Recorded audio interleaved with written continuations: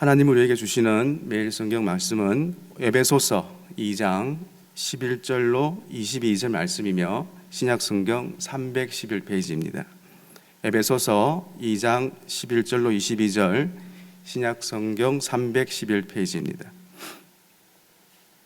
한 절씩 나누어 읽도록 하겠습니다. 11절 제가 먼저 읽겠습니다. 그러므로 생각하라. 너희는 그때에 육체로는 이방인이요 손으로 육체에 행한 할례를 받은 무리라 칭하는 자들로부터 할례를 받지 않는 무리라 칭함을 받는 자들이라. 그때 너희는 그리스도 밖에 있었고 이스라엘 나라 밖의 사람이라. 약속의 언약들에 대하여는 외인이요 세상에서 소망이 없고 하나님도 없는 자이더니 이제는 전에 멀리 있던 너희가 그리스도 예수 안에서 그리스도의 피로 가까워졌느니라. 그는 우리의 화평이신지라. 둘로 하나를 만드사 원수된 것 곧 중간에 막힌 담을 자기 육체로 허시고 법조문으로 된 계명의 율법을 폐하셨으니 이는 이 둘로 자기 안에서 한 새 사람을 지어 화평하게 하시고 또 십자가로 이 둘을 한 몸으로 하나님과 화목하게 하려 하심이라. 원수된 것을 십자가로 소멸하시고 또 오셔서 먼 데에 있는 너희에게 평안을 전하시고 가까운 데에 있는 자들에게 평안을 전하셨으니 이는 그로 말미암아 우리 둘이 한 성령 안에서 아버지께 나아감을 얻게 하려 하심이라. 그러므로 이제부터 너희는 외인도 아니요 나그네도 아니요 오직 성도들과 동일한 시민이요 하나님의 권속이라. 너희는 사도들과 선지자들의 터 위에 세우심을 입은 자라. 그리스도 예수께서 친히 모퉁이 돌이 되셨느니라. 그의 안에서 건물마다 서로 연결하여 주 안에서 성전이 되어 가고 너희도 성령 안에서 하나님이 거하실 초소가 되기 위하여 그리스도 예수 안에서 함께 지어져 가느니라. 아멘. 구약시대에 이스라엘은 하나님 말씀대로 이방 문화와 구별된 삶을 살기 위해 노력했습니다. 그들은 하나님을 믿는 백성임을 나타내는 그 할례를 받았고 또 불경건한 문화와 가치관으로부터 자신들을 지키기 위해 율법을 중요하게 여겼습니다. 그렇게 유대인은 그 전통을 앞세우며 이방인과 구별된 삶을 살았습니다. 구별을 위해 손가락질 당함도 마다하지 않았습니다. 하지만 바울은 유대인에게 그동안 겹겹이 쌓아온 그 전통과 신앙보다 더 높은 차원의 하나님 나라를 바라볼 것을 요청합니다. 이렇게 본문 11절로 15절 말씀에서는 유대인이든지 이방인이든지 이제는 죄인을 위해 피를 흘리신 예수 그리스도 안에서 새로운 공동체를 형성해야 할 것을 가르쳐주고 있습니다. 평화는 허무는 일과 세우는 일이 함께 일어나야 합니다. 이 말의 뜻은 성령님이 주시는 마음으로 그리스도 안에서 날이 선 미움의 벽을 허물어야 하고 그리스도 안에서 한 마음을 섬기는 모습을 세워가라는 뜻입니다. 그러므로 이어지는 16절로 22절 말씀의 그 진의는 나만 옳다고 주장하는 확신이 아닌 모퉁이 돌이 대신 예수 그리스도만이 유일한 확신으로 성전, 즉 건물 전체가 서로 연결되고 이어져야 한다는 말씀이 오늘 본문의 주된 내용입니다. 오늘 말씀은 화평의 사도로 살자로 나누겠습니다. 본문 2장 11절로 22절까지를 세 부분으로 나눌 수 있습니다. 먼저 12절의 그때에라는 단어로 대표되는 11절, 12절 부분과 또 13절의 이제는이라는 단어로 대표되는 13절로 18절까지, 그리고 세 번째로는 19절의 그러므로 이제부터라는 구절로 대표되는 19절로 22절까지입니다. 말씀의 각 부분을 대표하는 그 단어를 자세히 살펴보면 이 부분은 이방인으로 대표되는 죄인들의 12절의 과거와 13절의 현재와 그리고 19절의 미래를 표현하고 있다는 것입니다. 바울은 유대인과 이방인 사이의 벽이 예수 그리스도 십자가의 보혈로 무너져 버렸고 이제 둘은 하나가 되었다는 것을 강조하고 있습니다. 당시 에베소 교회는 대다수의 이방인들과 유대인들이 섞여 있던 교회였으므로 당연히 둘은 하나가 되기 힘들었고 분열의 조짐도 있었습니다. 대다수의 이방인들로 구성된 그 에베소 교회에게 이방인들이 어떤 지경에서 구원을 받은 것인지 확인하면서 교회의 하나됨을 교훈하는 말씀으로 본문을 살펴보겠습니다. 본문 말씀 속 에베소 사람들은 비참한 상태였습니다. 11절입니다. 그러므로 생각하라. 너희는 그때의 육체로는 이방인이요 손으로 육체에 행한 할례를 받은 무리라 칭하는 자들로부터 할례를 받지 않은 무리라 칭함을 받은 자들이라. 11절 그러므로 생각하라는 회심한 죄인들은 본질상 그들이 처해 있었던 죄악되고 비참했던 상태를 자주 회고해 볼 수 있어야만 했습니다. 이어지는 육체로는 이방인이요는 그 부패된 본성 가운데서 살던 자들을 말하고 있으며 그리고 무할례당이라 칭함을 받은 자들이라 하는 이 말은 외면상의 유대인들에 의해 무할례로 인하여 비난과 책망을 받는 자들이라는 말입니다. 12절 말씀입니다. 그때의 너희는 그리스도 밖에 있었고 이스라엘 나라 밖의 사람이라 약속의 언약들에 대하여는 외인이요 세상에서 소망이 없고 하나님도 없는 자이더니. 그때의 너희는으로 시작하는 그 12절에서는 그들의 비참한 처지가 잘 나타나 있습니다. 그 또 12절 그리스도 밖에 있었고는 그들은 그리스도와는 무관하여 구원을 받을 수 없으므로 그리스도 밖에 있는 영혼이란 참으로 비참함과 슬픔을 표현하고 있습니다. 이어서 이스라엘 밖의 사람들이라는 그들은 그리스도 교회에 속하지 않는 자들입니다. 따라서 그리스도 교회 안에서 있게 되는 어떠한 특권도 가지지 못하며 또한 그것에만 독특하게 부여되는 어떠한 유익도 누리지 못했습니다.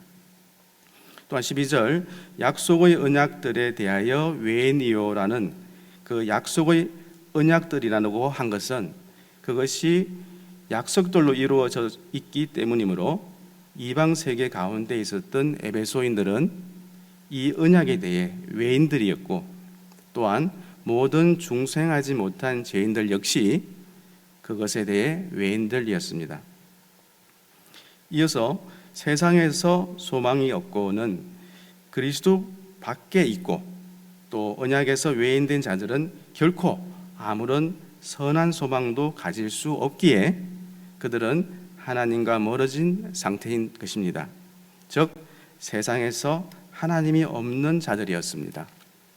이것은 곧 세상에서 무신론자들이었으며 비록 그들이 많은 신을 숭배했다 할지라도 여전히 그들은 참된 하나님이 없었다는 것입니다. 그러나 그들의 상태 가운데 복된 변화가 있었습니다. 13절입니다. 이제는 전에 멀리 있던 너희가 그리스도 예수 안에서 그리스도의 피로 가까워졌느니라. 그들은 전에는 그리스도와 하나님 자신으로부터 멀리 있던 자들이었습니다. 따라서 모든 선에서 멀리 있었습니다. 그러나 13절 말씀에서 이제는 전에 멀리 있던 너희가 그리스도 예수 안에서 그리스도의 피로 가까워졌니라고 말씀하십니다. 이제 그들은 하나님께 다시 회복되어졌습니다. 하나님께서는 가까이 계셔서 자기 백성에게 도움이 되셨습니다. 이것이 바로 그리스도의 피에 의한 것이며 모든 믿는 죄인들이 하나님께 가까워지게 된 것은 바로 그리스도의 죽으심으로 또 희생으로 그 덕분인 것입니다. 14절 15절입니다. 그는 우리의 화평이신지라 둘로 하나를 만드사 원수된 것 곧 중간에 막힌 담을 자기 육체로 허시고 법조문으로 된 계명의 율법을 폐하셨으니 이는 이 둘로 자기 안에서 한 세 사람을 지어 화평하게 하시고. 그는 즉 예수 그리스도는 우리의 화평이신지라, 즉 회심한 유대인들과 이방인들이 그리스도로 받은 그 특권들, 즉 원수 상태에 있던 자들이 화목해 되었습니다. 둘로 하나를 만드사 원수된 것 중간에 막힌 담을 자기 육체로 허시고. 이 말씀은 그리스도는 유대인과 이방인 사이를 화목해 하시기 위해서 오셨습니다. 막힌 담은 오직 유대인만 들어갈 수 있는 장소와 또 이방인들이 들어갈 수 있는 장소가 구분되어지는 그 성전의 격벽을 의미합니다. 그러나 그는 육체 가운데서 고통당하심으로 율법의 속박하는 힘을 패하심으로 유대인이든 이방인이든 상관없이 신자들로 이루어진 교회를 형성했습니다. 이와 같이 이는 이 둘로 자기 안에서 한 세 사람을 지으셨다. 즉 그는 이 두 무리로 새로운 한 무리를 조직하셨습니다. 즉 화평하게 했던 것입니다. 자, 16절입니다. 또 십자가로 이 둘을 한 몸으로 하나님과 화목하게 하려 하심이라. 원수된 것을 십자가로 소멸하시고. 그리스도는 유대인이든 이방인이든 관계없이 죄인들로 하여금 하나님과 화목해 하시기 위해서 오셨습니다. 그리스도께서는 원수된 것을 소멸케 위해서 오셨으며 그들로 또한 하나님과 화목해 하시기 위해서 오셨습니다. 죄는 하나님과 인간 사이에 불화를 낳게 합니다. 그러나 그리스도는 불화를 없애고 그것을 종결시키며 또한 원수인 것을 십자가로 소멸시키기 위해 오신 것입니다. 17절입니다. 또 오셔서 먼 데 있는 너희에게 평안을 전하시고 가까운 데 있는 자들에게 평안을 전하셨으니.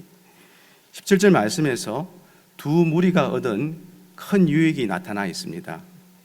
그리스도께서는 본문에 가까운 데 있는 자들로 불리고 있는 유대인들에 대해서는 그 자신이 직접, 그리고 먼 데 있는 자들로 불리고 있는 이방인들에 대해서는 그의 사도들을 통해서 전하셨습니다.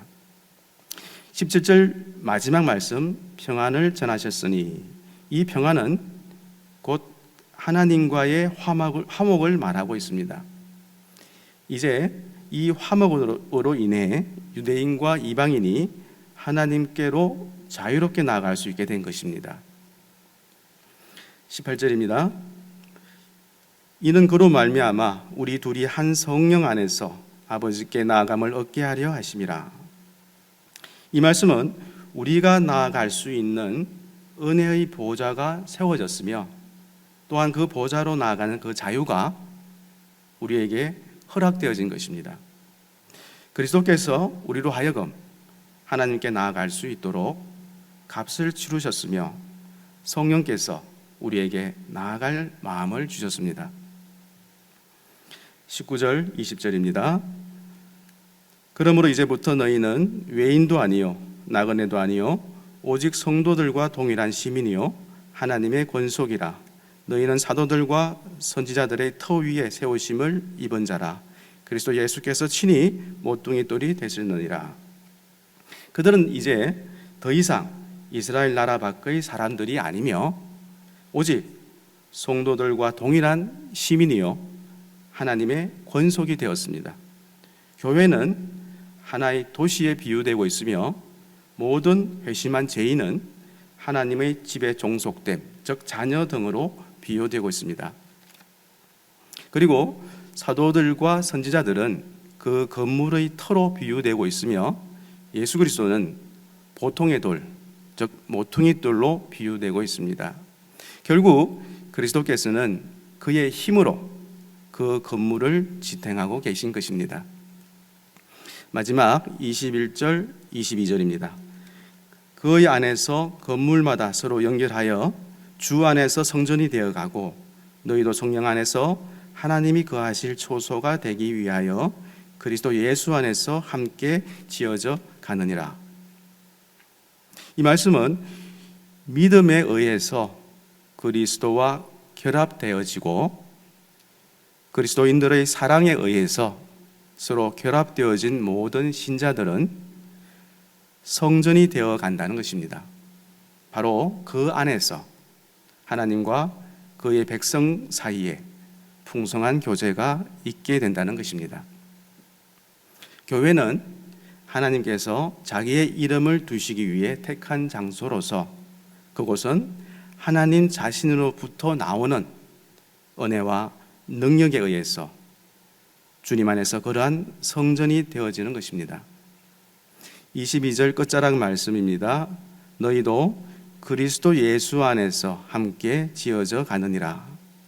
이제 모든 참된 신자는 살아있는 성전으로서 성령 안에서 하나님의 거하실 처소가 되었습니다. 그러므로 하나님께서는 모든 신자들에게 임하셔서 그들이 하나님과 영원히 함께 있음을 보증해 주셨다는 말씀으로 오늘 본문이 종료됩니다. 말씀을 정리하겠습니다. 예수님은 하나님과 사람 사이에 화해를 이루시고 사람들 사이에 평화를 이루셨습니다. 예수님은 용서해야 화해할 수 있고 사랑해야 하나 될 수 있기에 스스로 십자가를 지심으로 참된 용서와 사랑을 보여주셨습니다. 예수님 안에서는 모든 사람이 하나님의 새 가족입니다. 국적이 다르고 사는 모습이 다르고 정치적 견해가 달라도 예수님 안에서는 서로가 사랑할 가족인 것입니다. 이제 주님께서는 그 죽음으로 화목케 하셨으니 하나됨을 지키면서 세상의 화평을 위해 기여하는 성도를 원하십니다. 구원은 역사적인 선물입니다. 그러므로 우리는 일상 속에서 그 구원의 새로운 역사를 맞음으로 새로운 관계를 살고 그 관계에 합당한 열매를 맺어야 합니다. 주님은 하나님과 인간, 인간과 인간 사이의 그 분열의 요소를 소멸하시고 화해의 사역을 이루셨습니다.